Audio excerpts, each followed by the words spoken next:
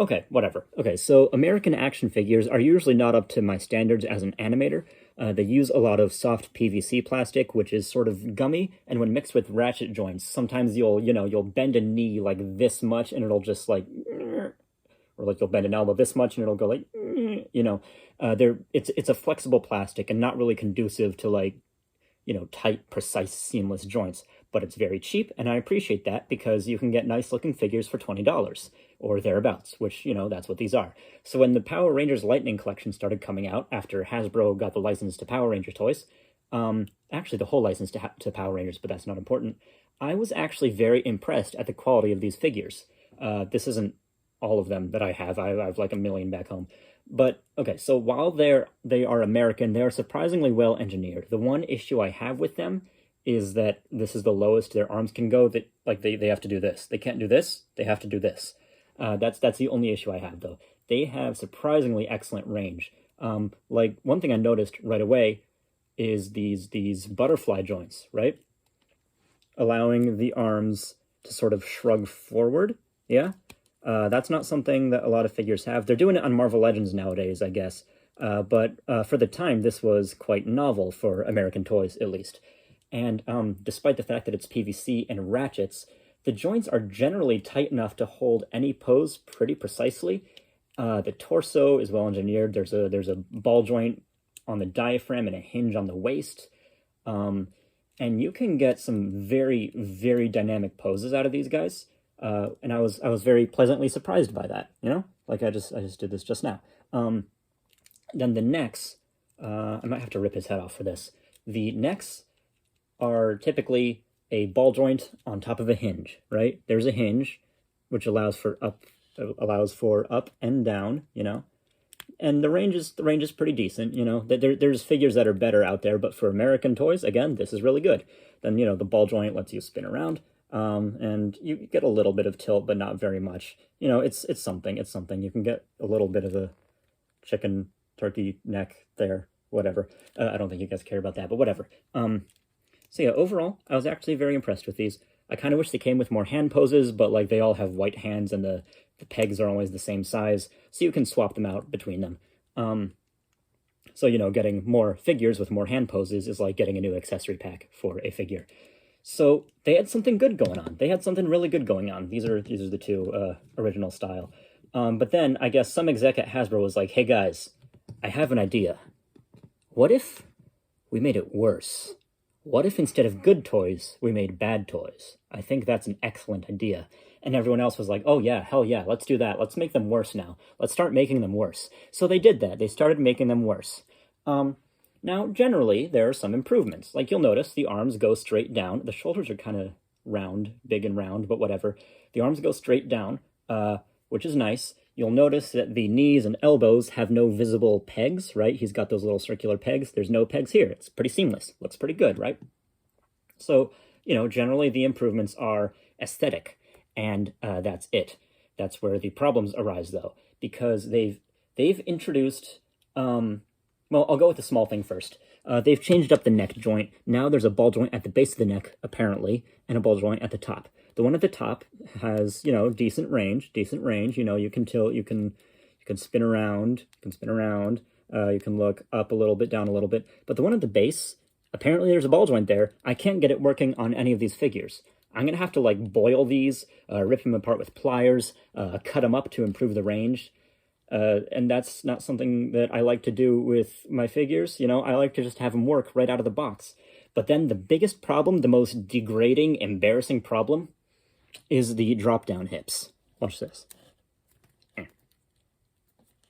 Can't even work right on this stupid thing. Okay. Okay, let me just...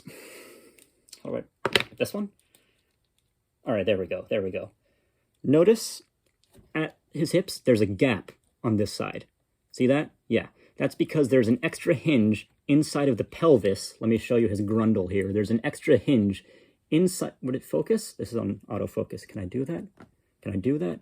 No? Okay. There's an extra hinge in his grundle, which allows the whole leg to sort of drop down out of the waist, and that theoretically will improve the range for upward kicks. But okay, here's a classic one, And the range you get from an upward kick is right about 90 degrees. Pretty solid. And now, with these new and improved drop-down hips, you have a range of about 90 degrees. Like, I don't see any visible difference there. Which, you know, normally that would be okay. But even worse, look at this.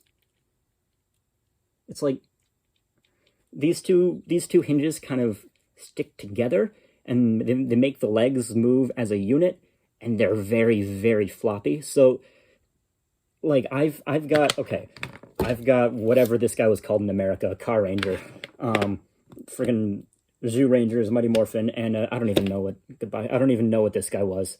I just thought he was a cool creature. I like creatures. I'm a big fan of creatures. Like, I've gotten 4 of these guys so far, 4 of these new style of Lightning Collection figures, and they all have this same problem. They all feel like spaghetti to handle, because you wiggle them a little bit, and their legs just do this awful little dance. Like, look at how much range there is. Look at how much space there is where it's just loose. You get like a I don't even know how many degrees of rotation that is. It's so much, and it's so bad, and they all have this same problem. Like, they added these new hinges. They added these new hinges for better range, I suppose, but we don't get better range. We still get 90 degrees. And now they are less stable as a result. They're much worse to handle. These things, like, it seems like such a small problem, but the hips are such an important part of a character.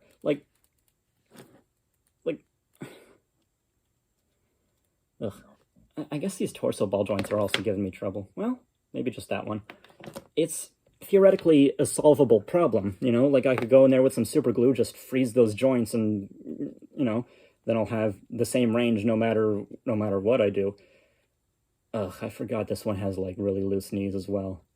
Yeah, they all have some issues in various places. Not just the hips, but, like, I'm noticing, you know, looseness in the torso ratchets.